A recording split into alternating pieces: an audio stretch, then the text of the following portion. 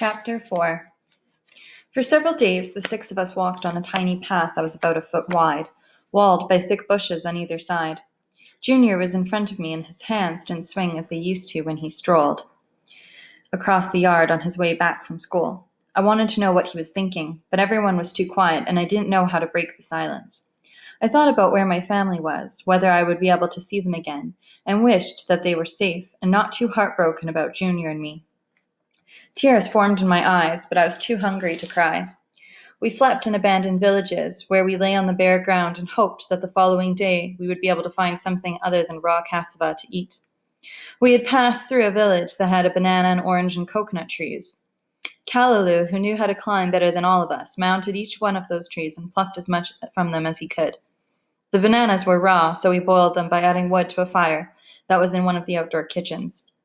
Someone must have left that village when he or she saw us coming, because the fire was new. The bananas didn't taste good at all, because there was no salt or any other ingredients. But we ate every single bite, just to have something in our stomachs.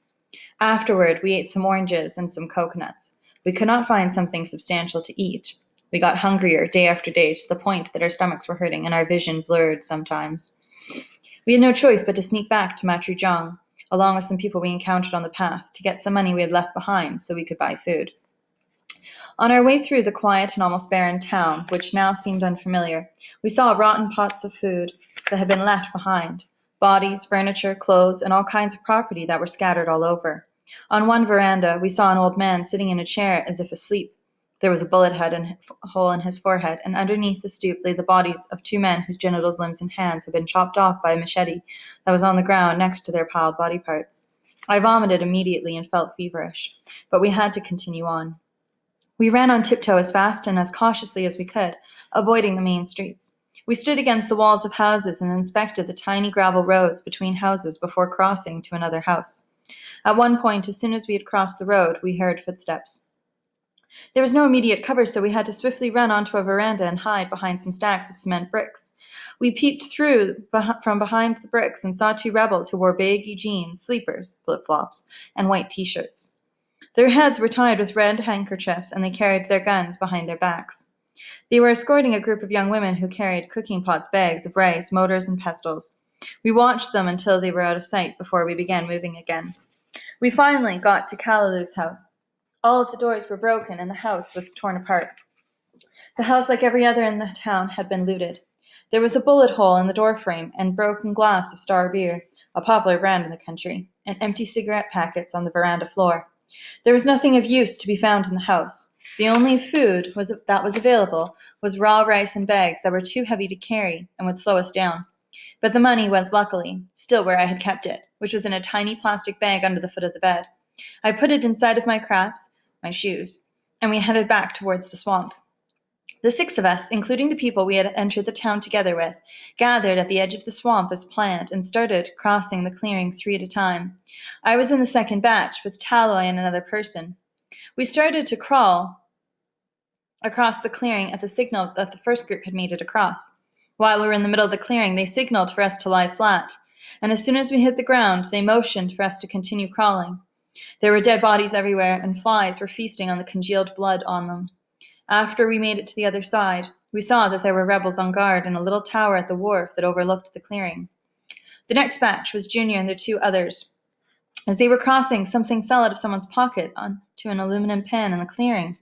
The sound was loud enough to get the attention of the rebels on guard, and they pointed their guns towards where the sound had come from. My heart throbbed with pain as I watched my brother lying on the ground, pretending to be one of the dead bodies. Several shots were heard in town, and that distracted the rebels and made them turn the other way. Junior and two others made it. His face was dusty, and there were residues of mud in between his teeth. He breathed heavily, clenching his fists. One boy among the last batch to cross the clearing was too slow, because he carried a big bag of things that he had gathered from his house. As a result, the rebels who were on guard in the little tower saw him and opened fire. Some of the rebels underneath the tower started running and shooting towards us.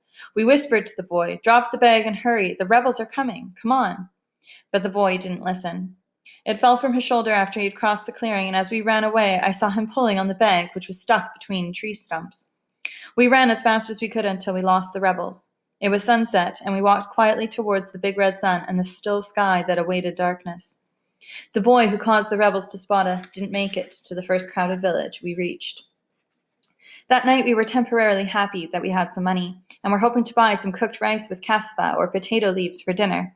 We high-fived each other as we approached the village market, and our stomachs growled as the smell of palm oil wafted from the cooking huts.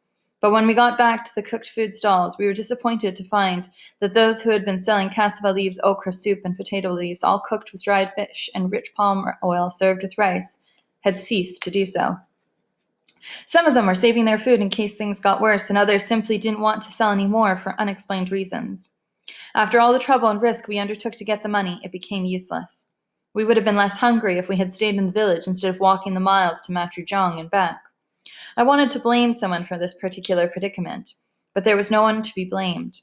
We had made a logical decision, and it had come to this. It was the typical aspect of being in the war. Things changed rapidly in a matter of seconds, and no one had control over anything. We had yet to learn these things and implement survival tactics, which is what it came down to. That night we were so hungry that we stole people's food while they slept. It was the only way to get through the night.